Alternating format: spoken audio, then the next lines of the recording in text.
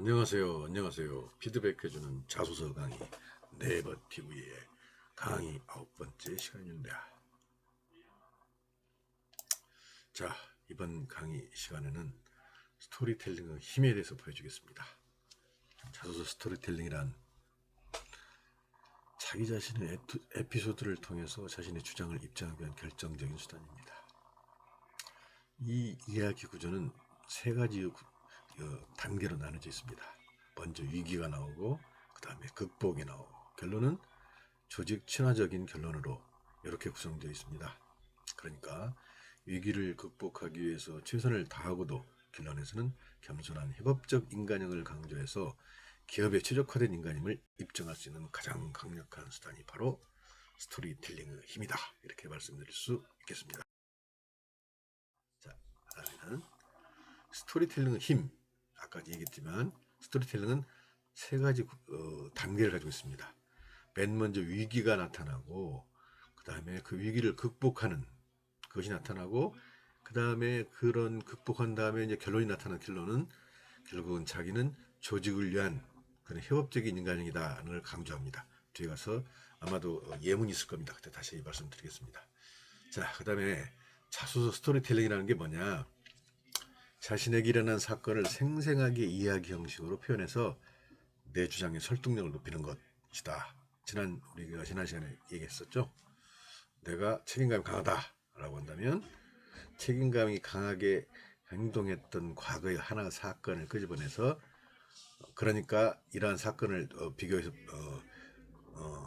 생각해 볼 때 나는 책임감이 강하다는 사람이라고 할 수 있다. 이렇게 자기 주장의 설득력을 높이는 수단이다. 그렇게 말씀드립니다. 먼저 이 스토리텔링은 원래 소설에서 나온 얘기입니다.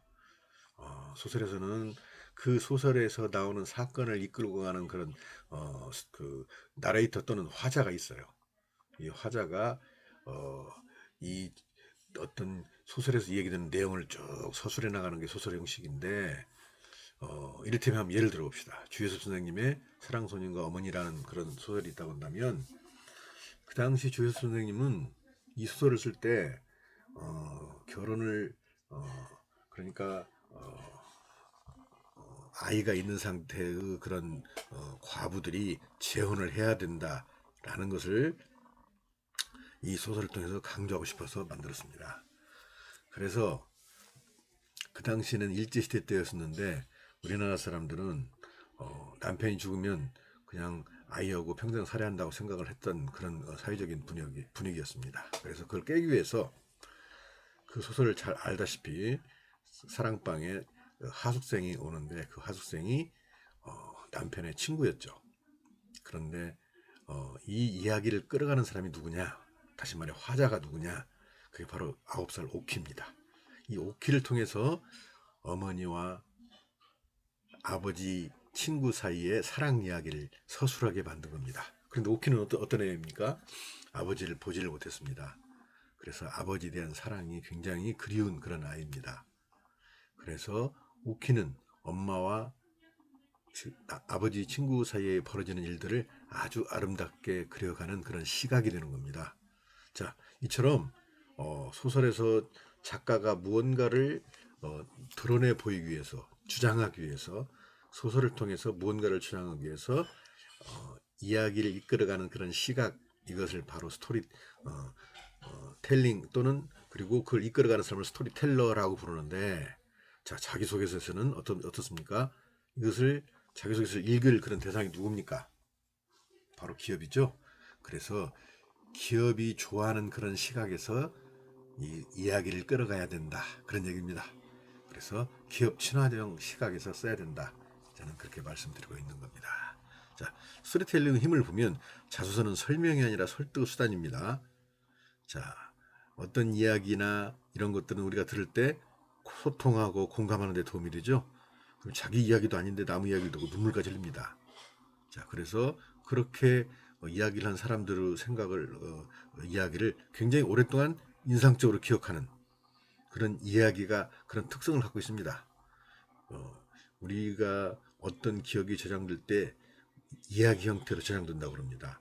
그래서 아주 오래까지 이야기가 머릿속에 남아있다고 합니다. 그래서 이런 이야기의 힘을 활용하자는 것인데, 여기서 지금 기억이 가장 훌륭한 수단이라고 제가 말씀드린 것은 제의 개인적인 그런 경험입니다. 치매 걸린 외할머니가 있어서 제가 갔었는데 저를 알아보지 못하는데, 제가 어떤 이야기를 하니까 그 할머니가 저를 알아보기 시작했습니다.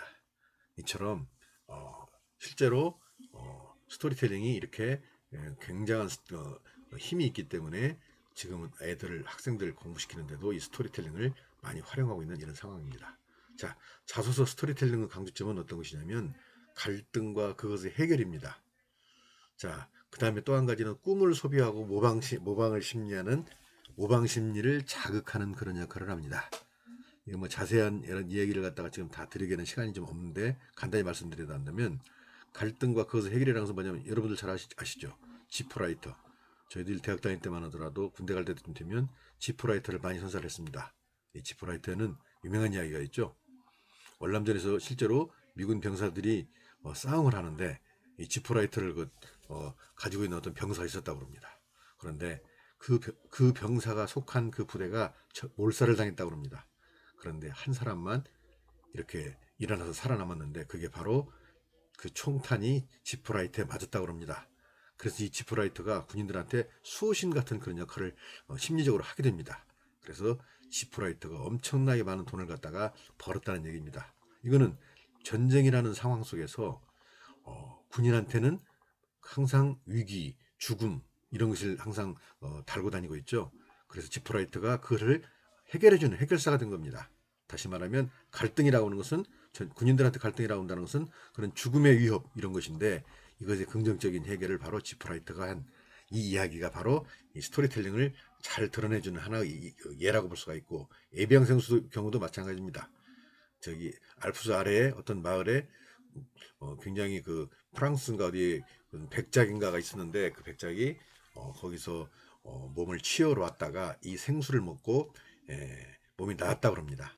그래서 그 이야기를 퍼뜨려서 에비앙 생수가 오늘날 세계에서 가장 유명한 생수가 된 것입니다. 이처럼 스토리텔링은 실제로 마케팅에서 굉장히 중요한 수단으로 활용되고 있습니다.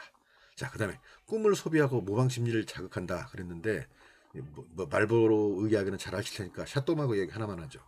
샤또마고는 일본에서 아주 유명한 와인입니다.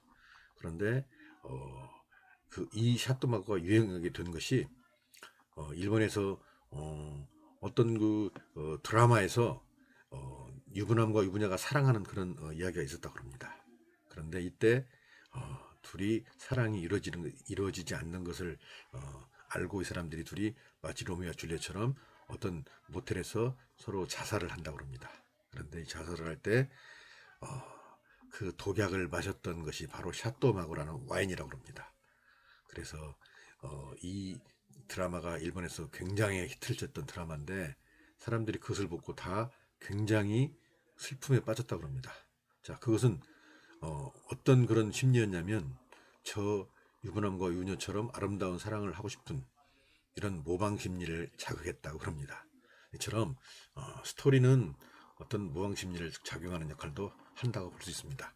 이러한 특성을 우리는 기업 친화적인 특성에서 활용해야겠다 그런 얘기입니다. 그래서 그럼 기업에 받는 스토리는 뭐냐? 조직 친화적 스토리, 조직을 살린 이야기, 자기가 어떤 그 경험을 통해서 조직의 소중함을 깨달았다는 이야기, 이런 식의 이야기를 하는 것이 좋겠다 그런 얘기입니다. 자, 봅시다. 이야기가 왜 그렇게 설득력을 가지는가 보면 실제로 과학적인 근거가 있다고 합니다. 여기 침팬지가 보면 사람이 손으로 땅콩을 짚는 것을 지금 바라보고 있죠. 그런데 지금 침팬지가 이 땅콩을 먹지 않고 사람이 먹음에도 불구하고 이 침팬지는 자기가 먹는 것과 같은 착각을 느낀다고 합니다. 이거는 침팬지 뇌에 거울 신경세포라는 것이 들어있어서 그렇다고 합니다.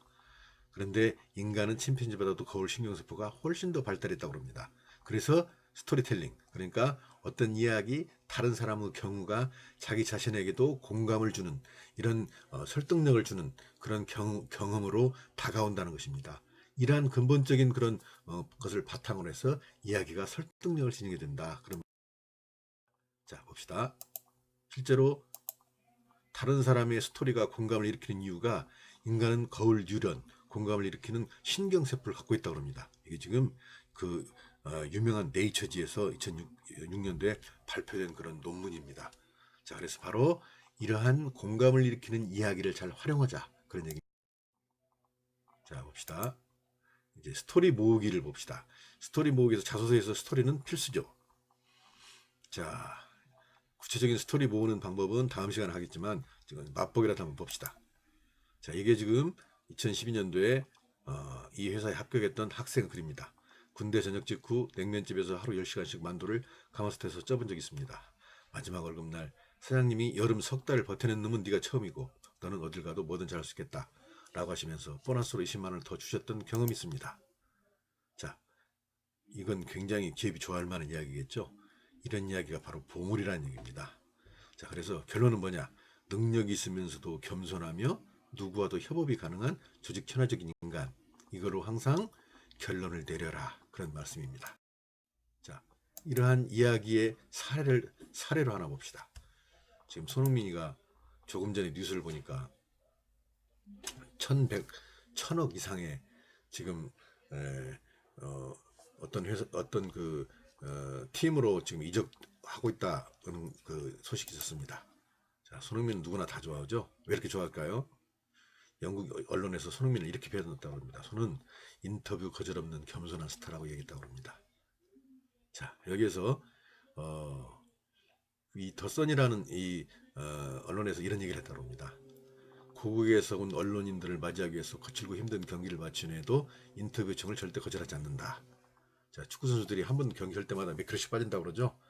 그래서 경기를 하고 나면 그야말로 만사가 다 귀찮다고 그럽니다. 그런데 손흥민은 언제나 웃는 얼굴로 취재진을 갖다 대해서 인사를 한다고 합니다. 자, 그래서 손흥민은 늘 자신이 아니라 팀이 잘해서 이겼다고 말한다. 겸손한 손흥민에게 우리는 많은 것을 배운다. 자, 그다음에 여기서 보니까는 그 다음에 나온 얘기도 바로 그런 얘기입니다. 실제로 손흥민은 자신이 멀티골을 넣어서 대승한 이런 경기 직후에 나 한 명이 특별하기보다는 팀원들이 모두 잘했다. 이렇게 자기 자신이 아니라 조직을 입장에서 생각하는 그런 생각을 갖다가 보여주는, 그렇기 때문에 많은 사람들한테 그럽니다. 자, 또 그런 사례로, 마찬가지 사례로 방탄소년단의 예를 들 수 있습니다. 잘 아시다시피 이 방탄소년단은 언제나 이렇게 얘기합니다. 이 모든 것은 아미들 덕분이라고. 이 사람들 팬을 갖다가 아미라고 그러거든요. 자, 여기도 지금 그런 얘기 나오고 있죠. 그래서 예가 있고, 또 박항서 감독이 그런 예에 속하고, 박항서 감독은 항상 그래서 그렇게 얘기합니다. 나 혼자가 아닌 모두의 힘이다. 우리는 원팀이다. 이런 얘기를 합니다. 자, 제가 시간이 없어서